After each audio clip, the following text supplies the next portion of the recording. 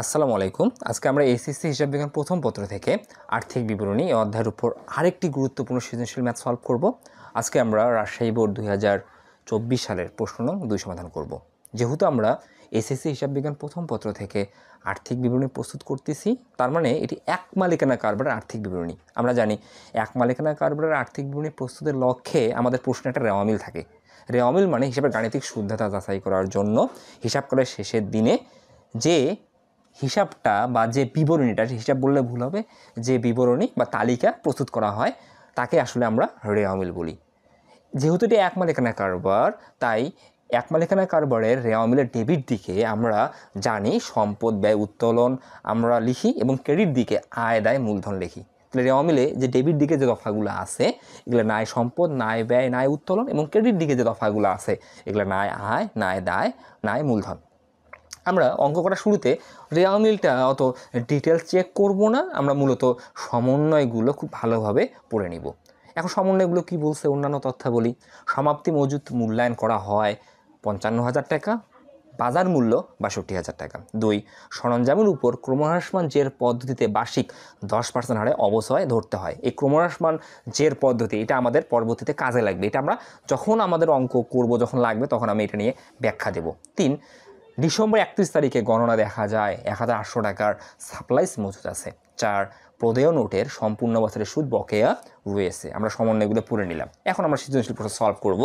প্রথমে আমাকে বলছে সরঞ্জামের অবচয় নির্ণয় করো। আমরা খাতায় লিখব 2 নং প্রশ্নের সমাধান, সরঞ্জামের অবচয়ের পরিমাণ নির্ণয়। আমরা এতদিন যে আর্থিক বিবরণীর ম্যাথগুলো সলভ করছি, আমাকে কিন্তু প্রশ্নে বলে দিছিল যে সম্পত্তির অবচয়ের হার কত। আমাদের এর আগে আমরা এই অঙ্কের ক্ষেত্রে কি করছিলাম, আমাদের কিন্তু বলা ছিল এইভাবে যে সরঞ্জামের উপর বার্ষিক 10% হারে অবচয় ধরতে হবে, ধরে নাও।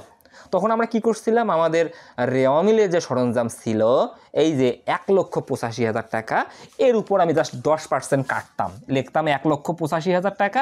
1,85,000 টাকার উপর আমরা সমন্বয় অনুযায়ী আমার অবচয়ের হার বলা আছে 10%, আমরা কেটে কিন্তু আসলে আগের অঙ্কগুলো লিখছি এভাবে 18,500।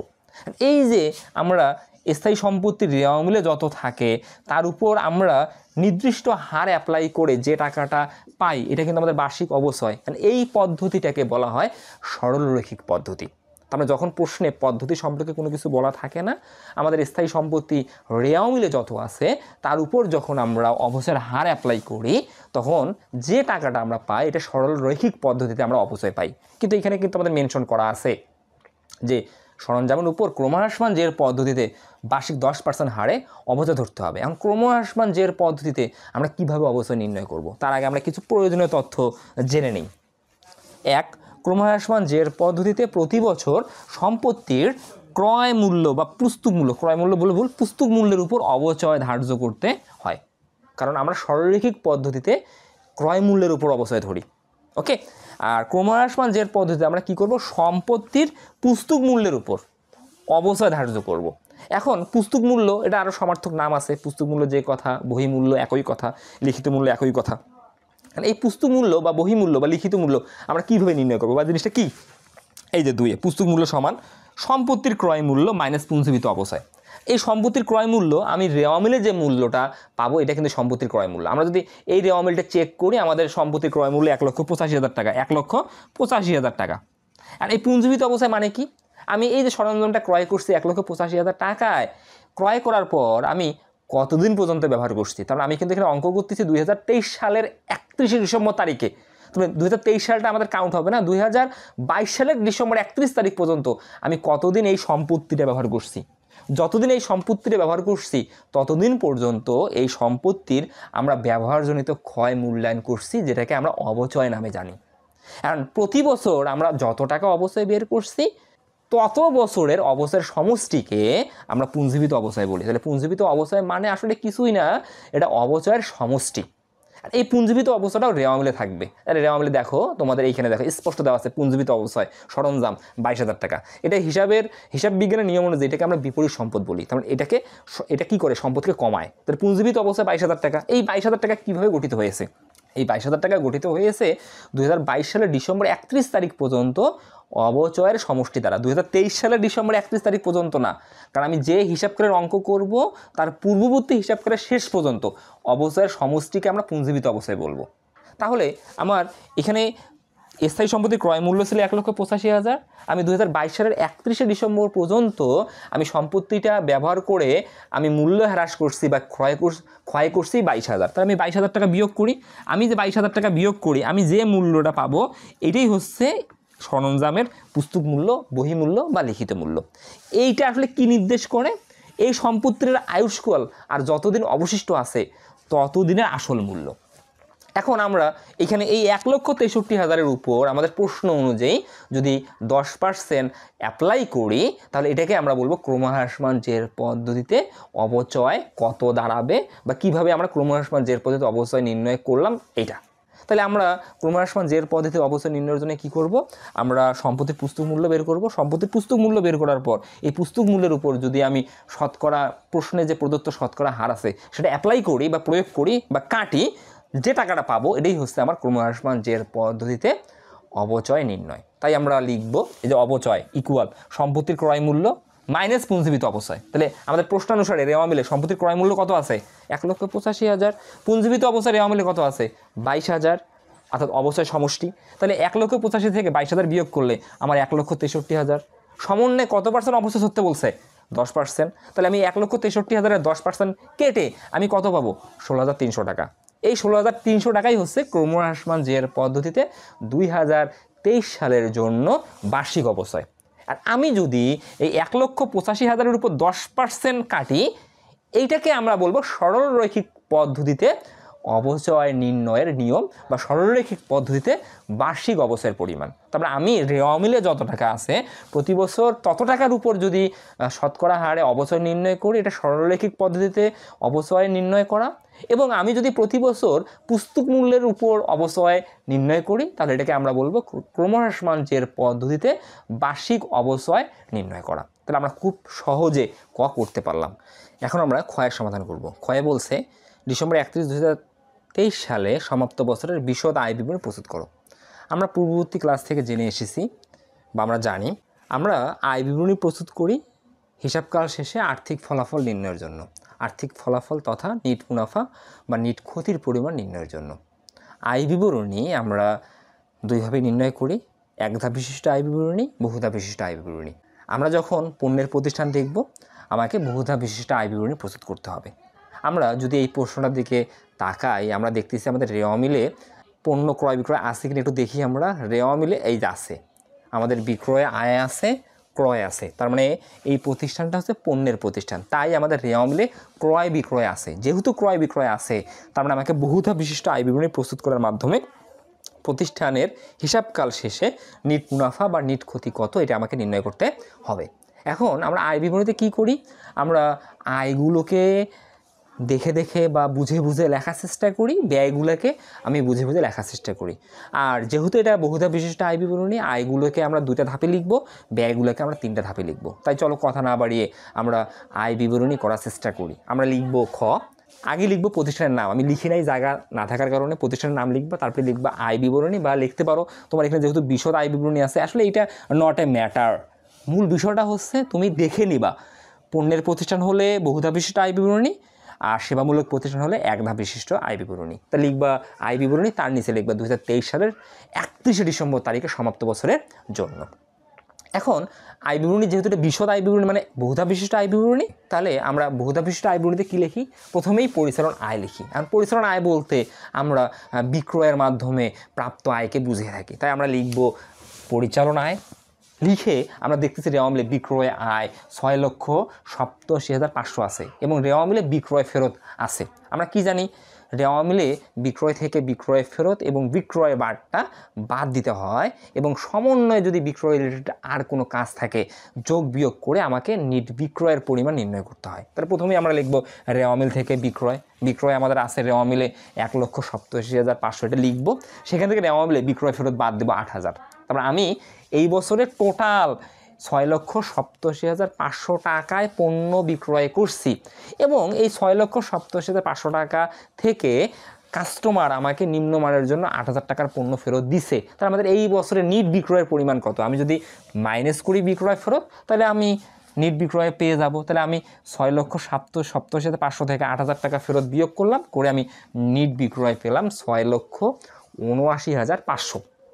আর যেহেতু বিক্রয় রিলেটেড কোনো কাজ নাই, তাই আমরা বিক্রয় একদম তৃতীয় ঘরে দেবো, এটা কিন্তু নিট বিক্রয়। আর আমরা এই বছরে পণ্য বিক্রি করছি 6,79,500। এই যে 6,79,500 টাকায় যে আমি পণ্য বিক্রয় করছি, এইখানে আমার আসল কত, তার মানে বিক্রিত পণ্যের ব্যয় কত, এটা এখন আমরা নির্ণয় করব। এখন বিক্রয় থেকে আমাকে নিয়ম অনুযায়ী বিক্রিত পণ্যের ব্যয় বিয়োগ করতে হয়, তাই আমরা শিরোনাম লিখব বাদ বিক্রিত পণ্যের ব্যয়। এখন বিক্রিত পণ্যের ব্যয় যখন বের করব, বিক্রিত পণ্যের ব্যয় নির্ণয়ের জন্য আমি আগে সারা বছরের মোট প্রত্যক্ষ ব্যয়ের সমষ্টি বের করব। মোট প্রত্যক্ষ ব্যয়ের সমষ্টির মধ্যে আমি কি কি আনবো? প্রথমে হিসাবকারের শুরুর দিনে আমার কত টাকার মাল ছিল বা কত টাকার মাল নিয়ে আমি এই হিসাবকালটা শুরু করছি, যেটাকে আমরা প্রারম্ভিক মজুত পণ্য বলি।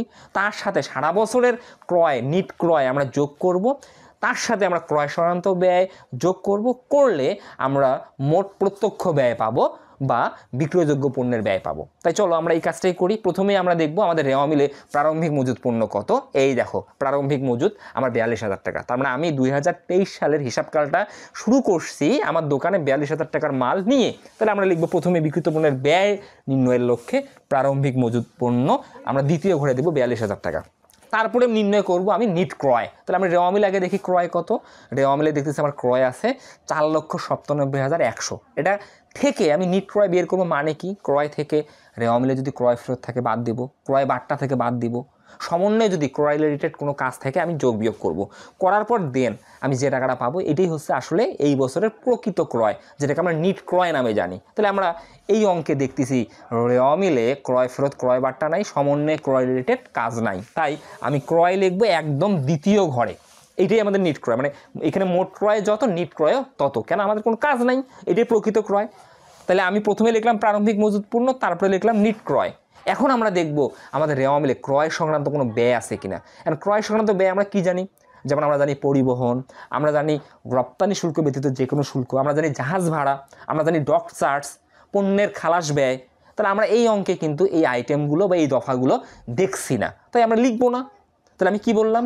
বিক্রিত পণ্যের ব্যয় বের করব কিভাবে? প্রথমে প্রারম্ভিক মজুত পণ্য, দেন ক্রয়, দেন ক্রয় সংক্রান্ত ব্যয়। এই তিনটা আইটেম আমি যোগ করব। এই তিনটা আইটেম যোগ করলে এটাকে আমরা বলি মোট প্রত্যক্ষ ব্যয় বা বিক্রয়যোগ্য পণ্যের ব্যয়। সেখান থেকে আমি যদি সমাপনী মজুত পণ্য বিয়োগ করি, আমরা পাবো বিক্রিত পণ্যের ব্যয়। তাহলে আমার সারা বছরে আমার দোকানে মোট পণ্য ছিল 1,05,39,100 টাকার। তার সারা বছরে কিন্তু এটা আমার মাল ছিল। এই 5,39,100 টাকার মধ্যে আমি হিসাবকাল শেষে দেখতেছি আমার 55,000 টাকার মাল আমার প্রতিষ্ঠানে অবিকৃত অবস্থায় রয়ে গেছে। তার মানে এই 55,000 টাকার মাল এই বছর আমি বিক্রি করতে পারি নাই। তাহলে তোমার মোট মাল থেকে যেটা বিক্রি করতে পারো না, এটা আউট করো। তাহলে তুমি আসলে 4,84,100 টাকার মাল এই বছরে বিক্রি করছে, এটা তোমার আসল টাকা। এখন তুমি যদি 4,84,100 টাকার মাল তত টাকায় বিক্রি করো, তোমার কি এখানে লাভ লস হবে? তোমার লাভও হবে না, লসও হবে না, বরং লস হবে। কারণ তুমি কিভাবে ঘর ভাড়া দিবা, তুমি কিভাবে কর্মচারীর বেতন দিবা, তুমি এগুলো তো নির্বাহ করতে পারবা না।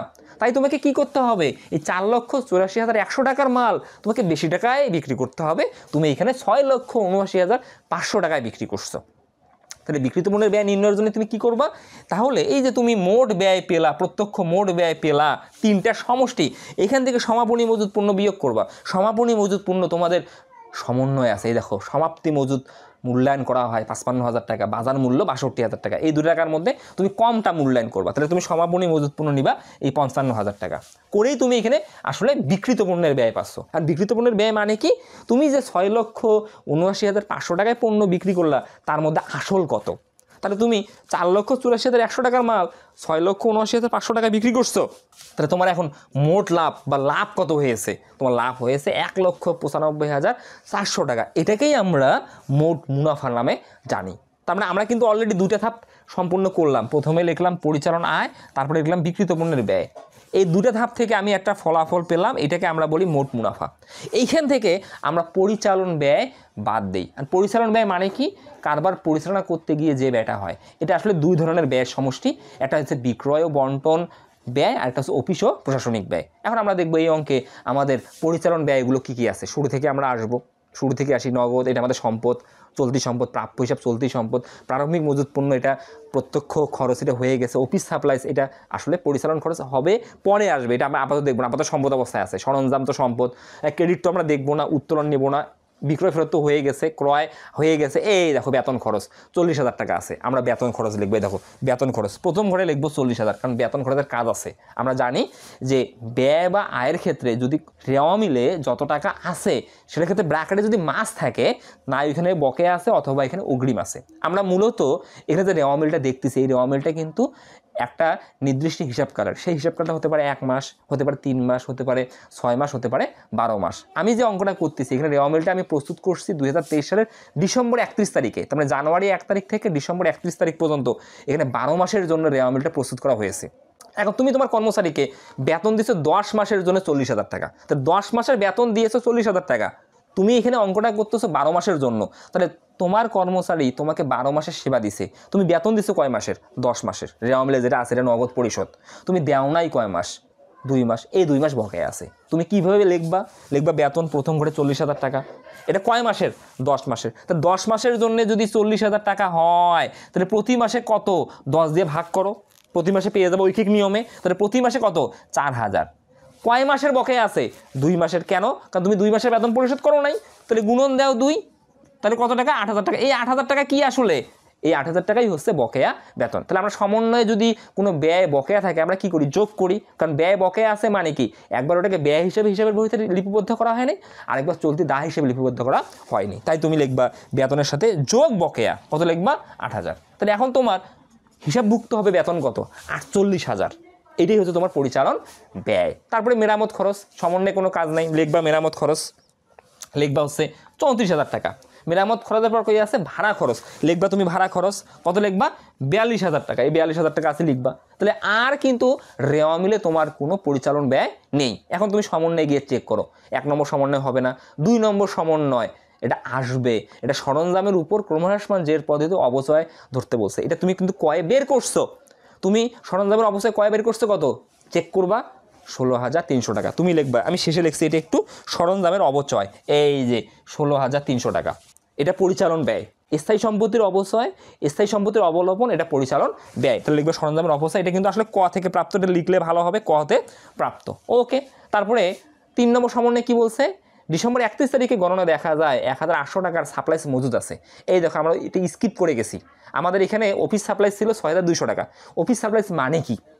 আমি যে বস্তু এটা নির্দিষ্ট হিসাবকালের জন্য, তার মানে সাপ্লাইসটা ওই হিসাবকালে ব্যবহারের জন্য ক্রয় করা হয়। এটা মূলত 1 বছরের জন্য আমি ব্যবহার উপযোগী আমি বস্তু ক্রয় করি। এটা 1 বছরেই কিন্তু আসলে শেষ করার লক্ষ্যে অথবা ক্ষয় করার লক্ষ্যে বা ব্যবহার করার লক্ষ্যে কিন্তু ক্রয় করি। তাহলে আমাদের অফিস সাপ্লাইস কত ছিল বা আছে?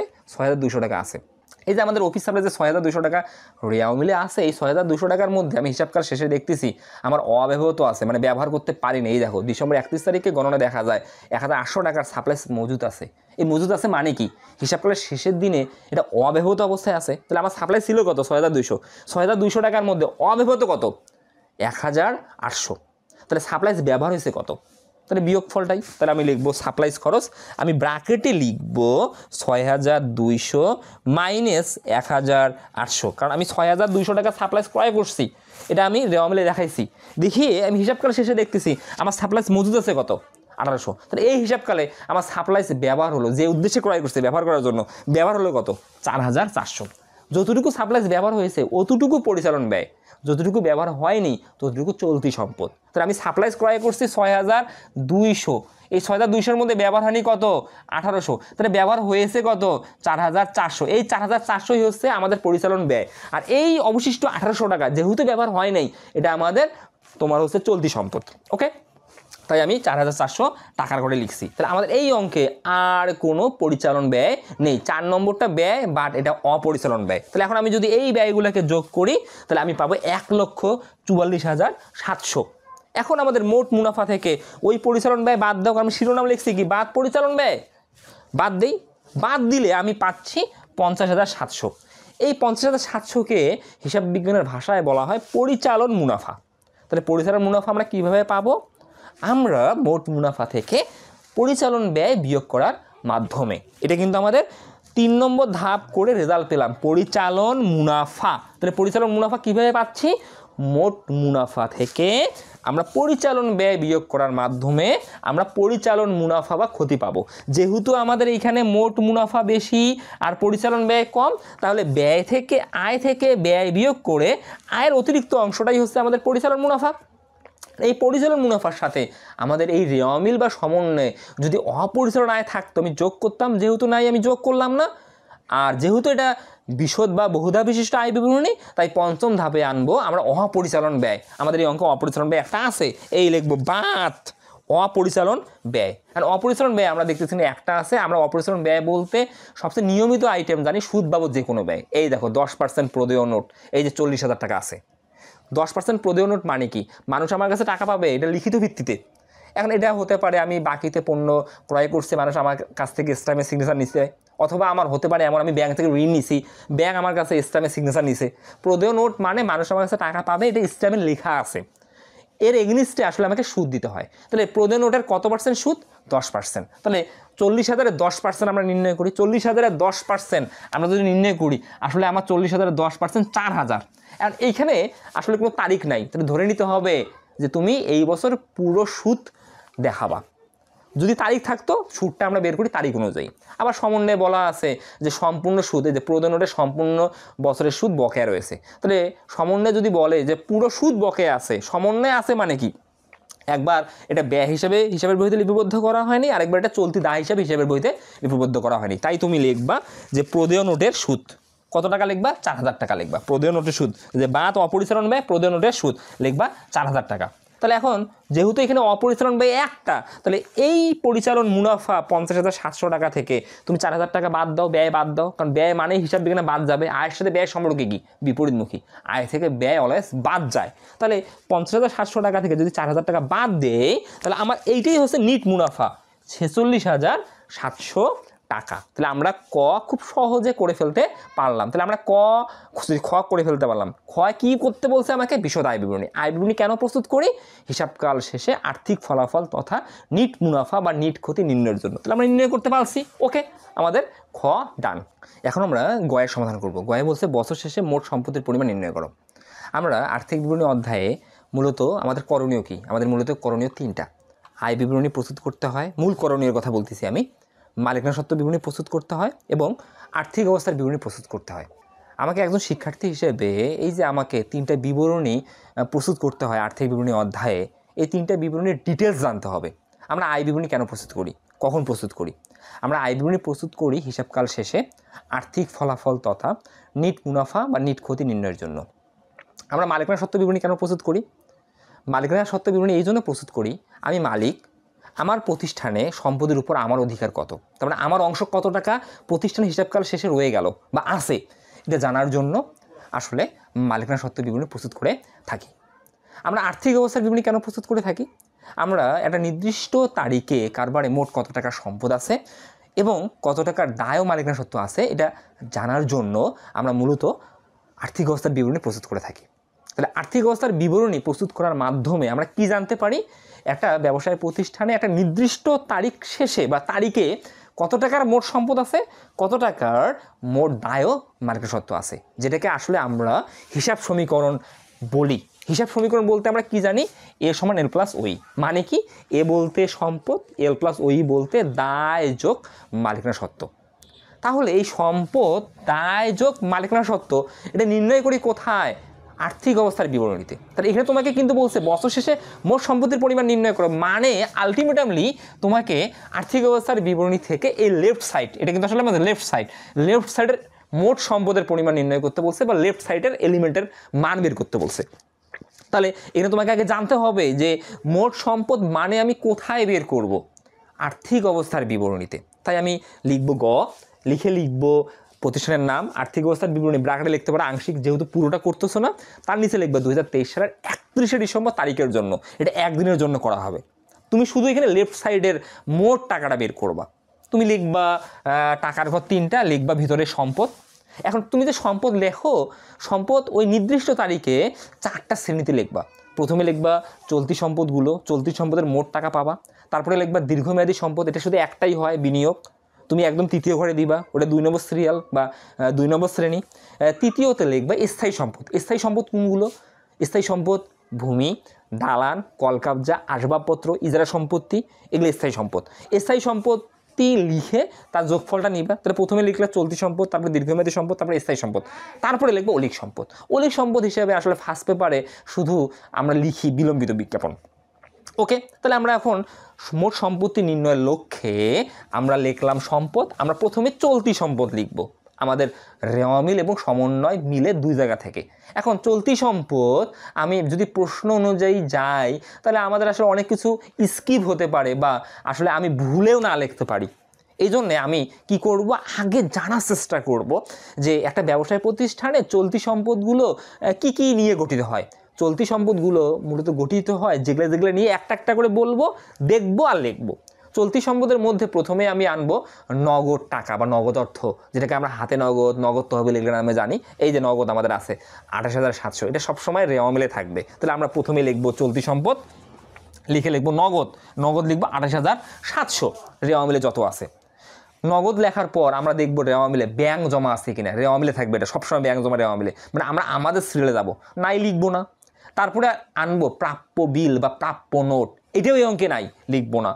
4 নম্বরে লিখবো প্রাপ্য হিসাব, এইটাই যে প্রাপ্য হিসাব আমার আছে, এটা আবার সমন্বয়ে কাজ থাকতে পারে, এই অঙ্কে কাজ নেই, তাই প্রাপ্য হিসাব লিখবো 30,000। এই যে প্রাপ্য হিসাব লিখবো 30,000। এটা কিন্তু আসলে নর্মালি যে 4 নম্বর সিরিয়াল, কিন্তু এই অঙ্কে যেহেতু ব্যাংক জমা এবং প্রাপ্য নোট বা প্রাপ্য বিল নেই, তাই এটা কিন্তু 2 নম্বরে আসলো। 5 নম্বরে আমরা ম্যাক্সিমাম ক্ষেত্রেই সমাপনী মজুদ পণ্যটা সমন্বয় থেকে আনি, এই অঙ্কেও আমরা সমন্বয় থেকে আনবো। এই যে সমাপ্তি মজুদ মূল্যায়ন করা হয় 55,000 টাকা, বাজার মূল্য 62,000 টাকা, কমটা দেখাবো আমরা, এটা সমাপনী মজুদ পণ্য, এটা আমাদের চলতি সম্পদ। এই লিখবো সমাপনী মজুদ পণ্য 55,000 টাকা, এটা 5 নম্বর দফা। 6 নম্বর দফা হিসাবে আমি আনবো সমাপনী মণিহারি বা সমাপনী সাপ্লাইস বা অব্যবহৃত মণিহারি বা অব্যবহৃত সাপ্লাইস, এটা আসলে আমাদের আছে 3 নম্বর সমন্বয়ে। এই দেখো ডিসেম্বর 31 তারিখে গণনা দেখা যায় 1,800 টাকার সাপ্লাইস মজুদ আছে। তাহলে লিখবো আমি সমাপনী সাপ্লাইস, এটা আমাদের চলতি সম্পদ 1,800 টাকা, এটা কিন্তু আমরা লিখলাম 6 নম্বর হিসাবে। 7 নম্বরে আমি আনবো অগ্রিম ব্যয়, যেমন অগ্রিম ভাড়া, অগ্রিম বিমা সালামি, অগ্রিম বেতন, এই অঙ্কে নাই, আমরা লিখবো না, থাকলে লিখতাম। তার 8 নম্বরে আমি আনবো বকেয়া আয় বা অনাদায়ী আয় বা প্রাপ্য আয়। এটা কেমন থাকতে পারে আমাদের প্রশ্নে? থাকতে পারে বকেয়া বিনিয়োগের সুদ বা অনাদায়ী বিনিয়োগের সুদ বা প্রাপ্য বিনিয়োগের সুদ, এগুলো একই কথা। বিনিয়োগের সুদ যদি বকেয়া থাকে আমরা লিখতাম, উপভাড়া যদি বকেয়া থাকে আমরা লিখতাম, এই অঙ্কে নেই, লিখবো না। তাহলে আমরা এই দফাগুলো শুধু 4টা দফা পেলাম এই অঙ্কের জন্য। তাহলে 4টা দফা আমি যদি যোগ করি তাহলে আমরা মোট চলতি সম্পদ দেখছি আমাদের সমষ্টি হচ্ছে 1,15,500। তার মানে আমাদের একটা শ্রেণী লেখা হয়ে গেল, প্রথম শ্রেণী চলতি সম্পদ। দ্বিতীয় শ্রেণী অনুযায়ী আমরা আনবো দীর্ঘমেয়াদী সম্পদ। দীর্ঘমেয়াদী সম্পদ আমরা কিন্তু বিনিয়োগকে জানি, এই অঙ্কে বিনিয়োগ নাই, থাকলে ধরা পড়তো, বাতিল। তারপর আমরা আনবো স্থায়ী সম্পদ। স্থায়ী সম্পদ আমাদের এই অঙ্কে একটা আছে, সরঞ্জাম, আমরা শিরোনাম লিখবো স্থায়ী সম্পদ, লিখবো সরঞ্জাম। স্থায়ী সম্পদ আমাদের রেওয়া মিলে কিন্তু আসলে ক্রয় মূল্যে থাকে, এই যেটা ক্রয় মূল্য, আমরা স্থায়ী সম্পদ প্রথম ঘরে লিখবো 1,85,000। এখন রেওয়া মিলে ক্রয় মূল্য থাকে, কিন্তু আমি যখন আর্থিক অবস্থার বিবরণী প্রস্তুত করি, স্থায়ী সম্পদ আমার টাকার ঘরে এটা পুস্তক মূল্যে দেখাতে হয় বা বহিমূল্যে দেখাতে হয় বা লিখিত মূল্যে দেখাতে হয়। মানে পুস্তক মূল্য বা বহিমূল্য বা লিখিত মূল্য আমরা বের করি কীভাবে? স্থায়ী সম্পত্তির ক্রয় মূল্য থেকে পুঞ্জীভূত অবস্থায় বিয়োগ করে। তাহলে আমরা প্রথমে লিখবো স্থায়ী সম্পদ প্রথম ঘরে 1,85,000 মাইনাস লিখবো পুঞ্জীভূত অবস্থায়। পুঞ্জীভূত অবস্থায় মানে কি? অবস্থায় সমষ্টি। আমাদের রেওয়া মিলে কিন্তু পুঞ্জীভূত অবস্থায় ছিল 22,000। এই 22,000 টাকা যে রেওয়া মিলে পুঞ্জীভূত অবস্থায় ছিল, এটা কতদিন পর্যন্ত অবস্থায় সমষ্টি? এটা 2022 সালের ডিসেম্বর 31 তারিখ পর্যন্ত অবস্থায় সমষ্টি। তার মানে এইখানে কিন্তু 2023 সালের অবস্থায় যোগ করা নাই। তাহলে আমি যখন 2023 সালের আর্থিক অবস্থার বিবরণী প্রস্তুত করব, 2023 সালে আমি টাকার ঘরে স্থায়ী সম্পদ যেটা দেখাবো 2023 সালের ডিসেম্বর 31 তারিখের পুস্তক মূল্য। ভালো করে বুঝতে হবে আগে আমাকে বিষয়গুলো। তাহলে আমরা সরঞ্জাম লিখবো, প্রথম ঘরে 1,85,000 মাইনাস পুঞ্জীবিত অবস্থায়। তাহলে পুঞ্জীবিত অবস্থায় লেখার সময় কী করবো, রেওয়া মিলের আগে পুঞ্জীবিত অবস্থায় নেব। রেওয়া মিলের পুঞ্জীবিত অবস্থায় কবেকার বা কোন দিন পর্যন্ত, আমি যে বছরের অঙ্ক করতেছি তার পূর্ববর্তী হিসাবকালের শেষ দিন পর্যন্ত। তার মানে আমি বলতে পারি 2022 সালের ডিসেম্বর 31 তারিখ পর্যন্ত। এই বছরে আমি অবশ্যই বের করছি কত, 16,300। তাহলে আমি যদি এই 22,000-এর সাথে 16,300 বিয়োগ করি, তাহলে আমি 2023 সালের ডিসেম্বর 31 তারিখ পর্যন্ত পুঞ্জীবিত অবস্থায় পাবো 38,300। তাহলে আমি যদি 1,85,000 টাকা থেকে এই 38,300 বিয়োগ করি, তাহলে আমি 2023 সালের ডিসেম্বর 31 তারিখে এই সরঞ্জামের পুস্তক মূল্য পাবো। কত টাকা পাবো, এই দেখো 1,46,700।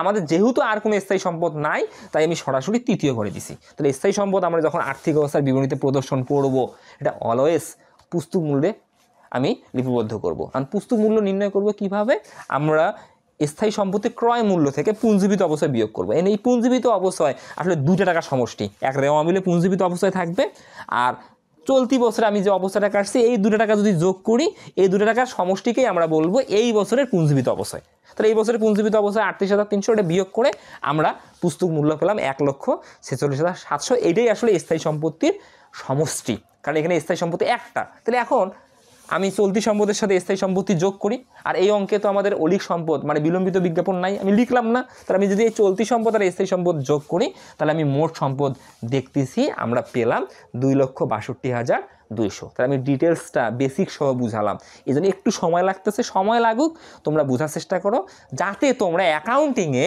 খুব সহজে A+ পেতে পারো। কারণ আমি আর্থিক বিবরণী এত সূক্ষ্মভাবে বোঝানোর কারণ আমি যদি হিসাব বিজ্ঞান প্রথম পত্রে দেখি, আমার কম্পালসারি 20 মার্ক এখান থেকে আমাকে অ্যান্সার করতে হবে। আমি যদি হিসাব বিজ্ঞান দ্বিতীয় পত্র দেখি, এখান থেকে 20 মার্ক আমাকে অ্যান্সার করতে হবেই। আর্থিক বিবরণী ছাড়া অ্যাকাউন্টিংয়ে A+ পাওয়া সম্ভব না। আর আমি একজন শিক্ষার্থী হিসেবে যদি চিন্তা করি, আমার কাছে আর্থিক বিবরণী অনেক কঠিন লাগে। যদি শিক্ষার্থী হিসেবে চিন্তা করি, তুমি যদি বেসিকটা জানো, আসলে আর্থিক বিবরণী অনেক ইজি, সবচেয়ে সহজ অধ্যায় আর্থিক বিবরণী। কিন্তু আমরা ভয় পেই, খুবই ভয় পাই। এই অধ্যায় দেখলে আসলে আমাদের মনে অনেক ধরনের ভীতি কাজ করে। ইনশাআল্লাহ আমার ক্লাসগুলো নিয়মিত করো, তোমাদের আর্থিক বিবরণী পানি হয়ে যাবে। তাহলে আজকে এই পর্যন্তই। তোমরা ভালো থাকবে, সুস্থ থাকবে। আল্লাহ হাফেজ। আসসালামু আলাইকুম সবাইকে।